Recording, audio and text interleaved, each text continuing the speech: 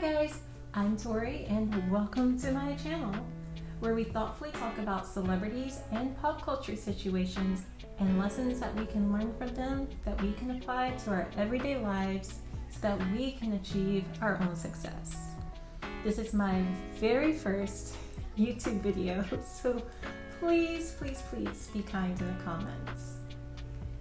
So guys, I have been seeing poor JLO get dragged on all of my socials, and I say poor JLO when in reality she is a megastar, probably has 15 houses, and is married to Ben Affleck, while I'm just a regular person with a YouTube channel with no content. So I'm kind of a hypocrite, but I digress. So she has been getting annihilated online for everything she's done recently, and basically everything she's done since she stepped out of the womb and onto the block. And now the block is also in question, so it's getting kind of crazy here. But from her documentary, The Greatest Love Story Never Told, which I've got to be honest, I hate that title, to her movie This Is Me Now, to her tour date and ticket sales situations, like she's been having a really hard go at it. But today we're just going to talk about what got this ball rolling, her two movies, and some valuable lessons that we can take from her situation should we choose to look at things from a not so critical, everybody hate JLO lens, despite how it seems being super critical of everybody is like the trendiest thing to do at the moment. Hopefully this is a moment that passes quickly. So I'll also give you guys my opinion of her movie and her documentary later on in this video if you want to stick around to the end. So firstly, I admit it, I am a JLO fan. And but I'm not a die-hard fan. So I don't believe in like hero worship of anyone. I don't think that's a healthy mentality to have or a healthy way to view people. Like you can have someone that's done something kind of shady, like I know the whole Ashanti, JLO stole Ashanti's music situation. Like you could have somebody that did something kind of shady 20 years ago and still find something that you can learn from them like 20 years later. So I don't believe that like everybody's perfect, nobody's perfect. We all have things that we've done that we aren't proud of, which is why I believe that self-reflection, like self-awareness, the pursuit of personal growth, challenging your own ideals, like not listening to something just because a certain someone said it, that's why all of those things are important. So with that being said, I am a fan of JLO, but not even because of like her music or her movies or anything. I do like them. I became a fan of her because I noticed her work ethic and how she doesn't seem afraid to tackle new things, like how she went from dancing then to singing to acting, and then she started her clothing line and her perfume line, and she wrote a children's book. And now she has her skincare line, which is, I think, very admirable no matter who you are to pursue like all of those different avenues. And I also really appreciate her representation of older women, especially being an older woman in Hollywood, because you know that's not easy. But she is aging gracefully. She's gotten minimal work done. She continues to work hard on staying healthy and youthful in a realistic way. You don't catch her peddling like skinny gummies like Kardashians, or saying she lives on bone broth or almonds, you know, the whole almond diet thing, or cleanses. She doesn't even really address her weight at all. And at 50, I think that it's amazing too that she also continues to work and create new avenues for herself and tackle new challenges professionally, like this movie, This Is Me Now. So that brings us to lesson number one. Lesson number one, do what you want to do, critics be damned. In her documentary, The Greatest Love Story Never Told, JLO talks about how little faith there was in her being able to create this movie and it being good. She had never written or directed a movie before. She had her funding pulled, and Ben even seemed apprehensive about it. And JLO even said in her documentary, people don't want to be in it because they don't think it's going to be good. Though I was impressed with the people she did get in it. Her movie featured Sadhguru, Jay Shetty, though he's facing his own controversy right now and is being exposed for being a fraud. I'm not gonna lie, I did see that coming. She also featured Sofia Vergara, Jane Fonda. Both of them are wonderful. Derek Hugh was in it more than I thought he would be, since she said that he was at a wedding, but he was in more than just the music video part. And Lizzo, she said she was never asked, so I wonder how much of that was for dramatic effect, because she said she would have been in it. Nevertheless, JLO wanted to make this film, something she had never done, and whether you like it or not, she did it. So I think this is a really teachable moment for all of us. When you consider putting yourself out on a limb to do something that you've never done, even if it's just something to prove to yourself that you're capable of doing, don't worry about what other people are saying. And I'm speaking for myself right now as I'm starting this YouTube channel. In the doc, there seemed to be people telling JLO, like, don't do it. You know, it was important to her, and she did it. She gave it a try, and she did it on a worldwide stage. In the documentary, there was a scene where she was saying, it sucks. I think it's going to suck. And Ben is reassuring her, like, he's telling her it's part of the process. Sucks. No, it doesn't suck. That's Yes, wrong. it does. That's wrong. That's just It inexperience. reinforces the idea that you don't know your full potential until you see things through to the end. And even if what you did completely fails, you still learned at least one thing from it. And then you take that one thing that you learned and you apply it again next time you try, and eventually you might possibly create something great. Now, we fast forward to today, and she is getting dragged online. And people are saying, it was horrible, she shouldn't have done it. My personal opinion, I think it's very unfair when someone sets out to do something they've never done before and people say they shouldn't have done it just because it doesn't turn out like living up to public opinion or turn out the way that everybody expected it to. For everything you do, there's a learning curve somewhere. And you may not nail it on the first try. Like, look at Colonel Sanders. He had 50 failed businesses before he came out with KFC. And you may not even succeed on the 10th try. And to be honest, there may be a time when you just need to give up the ghost and realize that what you're doing may not be for you. Everybody's done that at some point too, I'm sure. Michael Jordan did it with his baseball career. But I think that it's unrealistic and dangerous to adopt a mentality that if you are going to do something and you don't do it well, or you don't do it up to certain people's expectations, that it was a mistake in trying to do it in the first place. We teach kids to not be afraid to try an experiment. Science is an entire field that's based on nothing but experimenting or failing.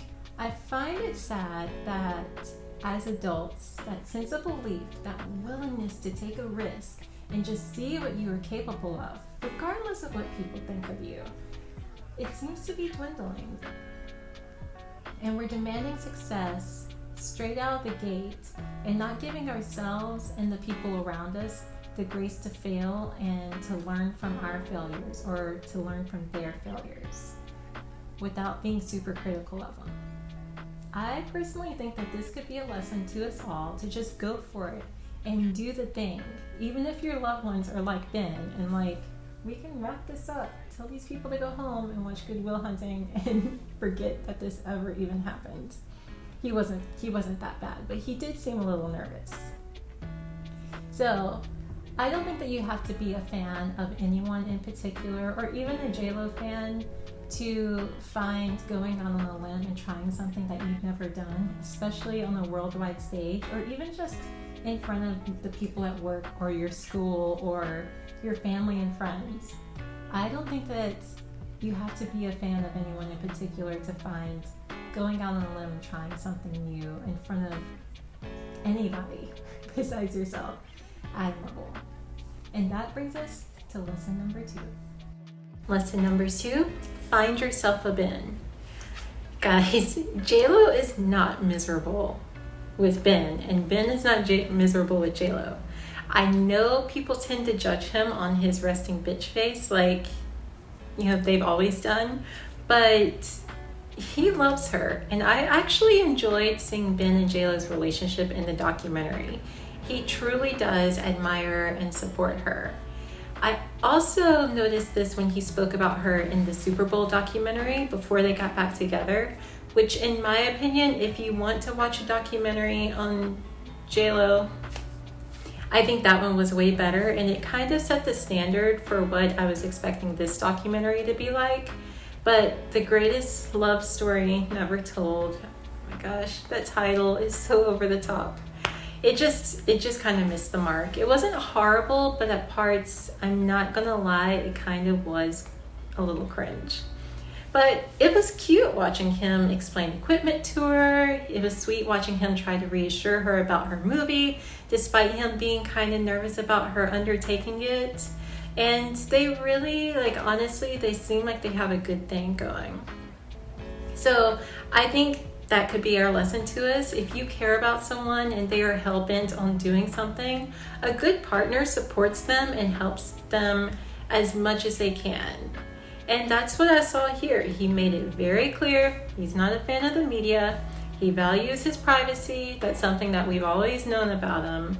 But he stepped out of his comfort zone for her a bit in this documentary. And you can see that there was a clear compromise between most likely what I'm assuming what she asked and what he was willing to do. And she seemed to respect those boundaries. He was involved on the fringe. He was seen actively helping her behind the scenes of the movie. He did a little interview, and then it was kind of like, all right, my work here is done. There are no shots of him making a sandwich or talking about anything that wasn't relevant to the movie. So I think if you're going to be with someone, we should all find ourselves a Ben.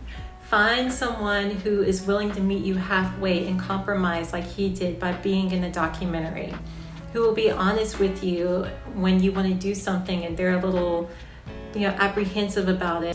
He'll stand by you. He or she will stand by you. And when, if things don't work out the way you were hoping, they'll stand by you as well then. So if you're going to find someone, let them be that kind of person. We all should have a Ben. We're all deserving of a Ben, someone who supports us when we are trying to follow our dreams and do something that we've always wanted to do. Or you can stay alone and be your own Ben. It's totally up to you. And that brings us to lesson number 3. Lesson number 3, keep your head up. I don't know about you guys, but if I was facing the backlash that JLo is facing right now and the ridicule that she's facing, I would exile myself. And you would not see me until you were looking at me through 6 feet of dirt and a tombstone. Now, I'm obviously not a celebrity and I'm not used to dealing with public opinion. The opinion of people I know, that's enough for me. But JLo isn't doing that. She's not exiling herself. She is still posting on her Instagram every day. She's not lashing out, unless you count the whole TikTok copyrighted video removal thing that's going on. I can't speak to that because I'm sure there's some kind of legality in terms and conditions mumbo jumbo stuff that I don't know about. I'm not a professional in that field. But she's still touring. She's still working. She hasn't shut down her Instagram despite getting a lot of hate on there. And I don't know her, so I don't know if she's currently smashing every plate in one of her 15 houses and completely losing her mind. But from what we can see from the outside, this could be a lesson to learn that we can take from this, is that we should we find ourselves in our own lives, God forbid, hitting rock bottom or coming close to rock bottom, is to keep our heads up, keep focusing on propelling ourselves forward, keep a death grip on whatever tiny shred of dignity we might possibly have left, and just stay focused on the task at hand. She has a tour to prepare for. And even if ticket sales are down, it's like if you throw a party and the guest list, like people on the guest list aren't bothering to show up, you want the people who did care enough to come to say to the people that didn't, the people that maybe decided they had something better to do, or the people that thought that it wasn't worth their time. You want the people that did come to be like, oh man, you should have freaking been there. That party was freaking amazing. Don't get being discouraged or embarrassed. And I'm not saying don't be discouraged or embarrassed, because you're gonna feel it and it's gonna suck when you do. But when you do feel discouraged or embarrassed, just stay the course. Focus on your task at hand. Focus on your family and people that really love you. Those are the people that matter. If you keep doing you, you'll eventually come out the other side and you'll be stronger and better and wiser than ever. So keep your head up. And that brings us to lesson number 4. Don't believe everything you see on social media. This lesson isn't necessarily one that I learned from JLO herself or from her film, but from the reviews that I saw on social media. And I'm gonna call some people out, not by name, but just what I saw people doing, or what I saw people allegedly doing. So, I was late to the game watching her movies, and to be honest, I had tried to watch The Greatest Love Story Ever Told, that title, again, once before, and when she got to the Heart Factory, I turned it off, because I'm not much of a steampunk person. Tom Hardy got me to watch Mad Max, and he's probably one of the few people that could get me to watch something like that. So when I saw all of the bad reviews, and when I started coming up with the ideas for this video, I decided I needed to watch both films so that obviously I can speak fairly about them. What I quickly came to realize, though, is that a lot of people who made those reviews bashing these movies, they didn't seem like they watched them. Most glaringly is one TikToker said that Ben was in the beginning on the bike of The Greatest Love Story, but he didn't want to show his face because he knew it was so bad and he was embarrassed. What she failed to mention, though, was Ben was in the movie playing like 3 different characters. He was on the bike, he played the part of Rex Stone, and then at the end he played JLo's found love interest. And you can clearly see it was the bottom half of his face. And he's also credited, so people would know it was him if they just hit pause on Amazon when he was on the screen. So it's not like it was some big dirty secret where he had to hide his face. This just seemed unnecessarily mean and misleading. I also noticed people seem to pick the same parts to talk about. Weirdly, what was weird to me is no one talked about her featuring a boyfriend who had a gun, which I found odd considering all of the Diddy stuff and the whole JLo Diddy gun in the club story. Like, no one mentioned that. And also no one mentioned the obvious scene of her dealing with domestic violence, which for me was kind of hard to watch. Another creator mentioned her having a room with her logo all over everything, and it was so narcissistic. And honestly, when I saw the review, I was like, ooh, that does seem kind of weird. But when you watch the movie, it makes sense. They also all seem to think it was a story about JLo and Ben, or JLo just dating a bunch of men, which if you watched halfway through, I could see where you would think that. But at the end, she clearly states what it's about, which is about not seeking love in other people when you should have that love for yourself. Which is advice that I think is really good and kind of beautiful, And if I had a kid, I would be teaching them that from a very young age. I would give my best friend that advice. So to me, it's a good message, and it couldn't have been more obvious. And I'm someone who had tried to watch both movies, remember, and I turned them off, but I just felt obligated to watch them for this video. So I'm not like, you know, some crazed fan that thinks that everything she does is amazing. I just tried to watch them with an open mind. So for me, this was a reminder that people's opinions on social media aren't real and they're usually manufactured. In my personal opinion, the reviews I saw were from people who either didn't watch the movie or watched it looking for a reason to put a negative spin on it. And I felt the same after watching the documentary too. I don't say that meaning that if people had just, you know, watched it with an open mind, they would have loved it hands down across the board. It would have gotten 5 stars. No. These movies are for a very, very specific audience. And, you know, there's no way I was going to ask my boyfriend or even like most of my girlfriends to watch these. I didn't even want to watch them after my first attempt. But it's obvious that this was a trending topic. Bashing JLO is a trending topic right now. And since we're a society that kind of seems addicted to toxicity, that a video speaking negatively about them would get more views than one speaking positively. And we're a society based on trends. So that's the lesson there. Don't believe everything you see on social media, because I think a lot of the reviews for these movies, sadly, it's unfortunate, you know, you can't trust everybody, but they didn't seem real. That's my take. All right, and that brings us to our very last lesson, lesson number 5. Love yourself and don't rely on others to do it for you. This was the overall message in the This Is Me Now movie, and I really think it's a great one. Like I said before, it's a message that if I had kids, I would want to instill in them at a very young age. It's one that I would tell anybody that I cared about, and one that is easy to forget as we live in a society that now feeds off of validation and likes and comments and views.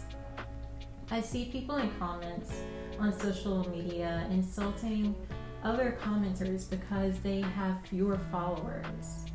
But the love that truly matters is the love that you have for yourself. And that's what's going to give you the courage to say yes when you need to say yes. And when it's time to go out on a limb for yourself and take a risk or to try to change your life for the better. That love for yourself is also going to be what gets you through when you need to say no, whether it's in your job or a relationship or a friendship.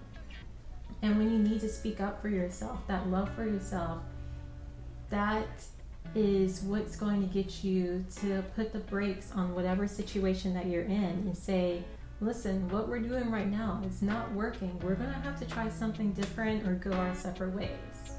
It'll keep you, as in This Is Me Now, from surrounding yourself with people you shouldn't be around and putting time into relationships that aren't meant for you and aren't serving you. When you do love yourself, you don't allow certain things to happen. Love for yourself is your protection, and you can't rely on anybody else to protect you, and know yourself and what you need and what you like as much as you can. You are always going to be your best advocate. Love for yourself is like your lifeboat. If you're desperate for love, you end up attaching yourself to people that you shouldn't be attaching yourself to. You end up getting in the car with people that you shouldn't be getting in the car with and ending up somewhere that you're not even meant to be. And it's usually not where you want to be. We can't seek love and validation from others. You have to do it for yourself first. And then the people who are meant to be in your life will be attracted to that. But not because of your weakness, not because of your desperation or your vulnerability, but they'll be attracted to your strength. All right, guys. So those are the lessons that I learned from JLo's movies. And I hope that you guys enjoyed my very first video. And very briefly, I will tell you my reviews of the movies. So here we go. I liked them. Would I go back and watch them again? Probably not. But not because I thought that that either of them were bad. It just seems like content that you would only watch once. And I was actually pleasantly surprised with This Is Me Now, despite the bad reviews that it got, which, like I said, I don't think that they're valid anyway. I had gotten my glass of wine. I settled in expecting to watch an hour of just back-to-back music videos. But I think she only included like 5 or 6 songs, so that's like a total of only 20 minutes of music in the hour-long movie. I thought the choreography was good. Broken Like Me was flirting with interpretive dance, which I'm not a fan of, but it was emotional for sure, and I loved her acting in that scene. I love the fun choreography of Can't Get Enough. Like, I wish that would be the new dance at weddings instead of the Cupid Shuffle. I did notice that she did some AI stuff to her face when she was in the beginning of the movie in the Heart Factory a couple of times, which I think is unfortunate because she is getting older, but who cares? We're all getting older. And you're still beautiful as you start getting older. And obviously, we all know she's gorgeous. Older women have beauty. We don't always have to look like we're 20 years old. She also showed a lot of vulnerability, which I could see why Ben was like, do you want to do this? Which is also why I do feel bad that she's getting so much blowback. She got really personal, guys, and really critical of herself in both films. This was not a vanity project like some people said. Because yes, there was fluff, because she's this larger-than-life character, this brand. You know, there was dancing and singing and costumes and lights and cameos and green screens. But when it came to the personal dialogue and like the meat and the potatoes of it, I just felt bad for her a lot of the time. And I felt like I was seeing something that was so personal that like I almost had no business seeing it. You can tell this project came from her overcoming a lot of pain. And some parts, at least for me, were like really relatable. And some things in the counseling sessions and This Is Me Now, I was like, you know, did people really say this to her? Like, did she really say this to them? Like, this is hurtful. And it was raw, and she showed some really raw emotions. At times I felt like she was reliving it. The documentary, it was good too. It actually got better as it went. In the beginning, it seemed a little bit too fluffy and forced, and I was like, okay, why am I doing this? As I mentioned, I like seeing Ben supporting her behind the scenes. I think it was really weird that he was interviewing her at parts when maybe like Wendy Williams or Diane Sawyer or somebody else would have been better. She definitely did not show up as a super confident, no one can tell me anything diva. We all know she is someone who, when it's time to work, like, they work. And that's something that we all know about her already. And I think one of the reasons why she's been so successful is because she is like, when it's time to work, like, she is down to business. And I think that can be taken the wrong way by some people, because she does have this larger than life character and brand with like the bedazzled water bottles and the fur, which I wish she would stop wearing because personally I don't believe in it, but whatever, I'm for the animals. Everybody makes their own choices though in life. And the glitz and the glam. However, in the documentary, you also see her crying and saying she feels like she is never going to be good enough, a good enough mom, a good enough partner, good enough professionally, which I don't know about you guys, but feeling like an underachiever and not good enough is like, that's like my baseline emotion. I very rarely deviate up. It's usually like here or down. But that's my baseline emotion. I think that's something that as humans we can all relate to. She also shows a lot of self-awareness in the dwindling demand for her music and her brand, as well as her age and her current ability to maintain her stamina and keep up with her dancers. It showed her having to take breaks and filming and, you know, resting while her dancers were standing there like, okay, we're ready when you are. There were a few scenes that were kind of overdone, like the infamous gym scene, and with her hair and then Jim from the block. There are also unanswered questions like why there seemed to be such a time crunch for this movie to be made. I didn't really understand why they kept saying you only have a few weeks.